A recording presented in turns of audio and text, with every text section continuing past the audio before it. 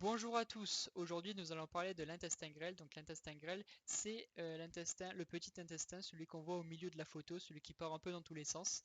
C'est l'organe primordial de la digestion, car c'est le lieu de l'absorption et de l'assimilation. On a environ 14 à 16 anses grêles, ce qui représente environ 7 mètres de long. Un organe très très long. C'est au niveau de l'intestin grêle que les nutriments vont passer dans le sang. Donc, quand vous mangez des aliments qui vont passer dans l'estomac pour faire la digestion mécanique, puis dans le duodénum pour faire la digestion chimique, et ensuite ils vont aller dans l'intestin grêle. Donc, c'est à ce moment-là que les aliments sont plus des aliments mais des nutriments, et c'est à ce moment-là que l'intestin grêle va les prendre et les apporter à vos cellules par le sang. Donc l'intestin grêle est le lieu de récupération des minéraux et des vitamines. C'est ce qui va alimenter vos cellules.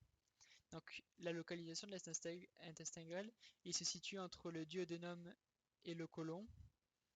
Il débute euh, à la DJ et se termine au niveau de la VIC. La valvule iléocécale, donc la DJ c'est l'angle duodéno-jejunal. Après l'intestin, c'est un organe très très mobile. Il va là où il y a de la place, il s'embourbe un peu de partout. C'est sa particularité. Il comble tous les espaces vides et après au niveau de la profondeur, il est très superficiel. C'est un organe qu'on peut palper facilement. Donc il est formé de deux parties. Le jejunum, c'est la partie initiale composée d'anses horizontales, et l'iléon, c'est la partie terminale composée d'anses verticales. Les anses iléales recouvrent le côlon ascendant et les anses jejunales recouvrent le côlon descendant. Sur la dernière anse, qui est la plus longue, il y a la présence du diverticule de Merkel, c'est le reste de l'ombilic. Donc sur cette photo, elle n'est pas très précise, mais on peut s'imaginer. Les moyens d'attache, donc l'intestin grêle est recouvert devant du mésentère, qui est un méso, donc c'est un ligament viscéral. Il va de l'ADJ, donc l'angle duodéno-jejunal, à la VIC, et il est composé de trois parties.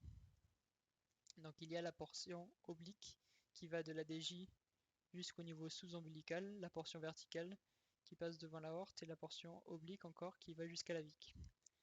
Donc la VIC est aussi reliée à l'appendice, à l'ovaire et ainsi qu'au côlon sigmoïde par des ligaments.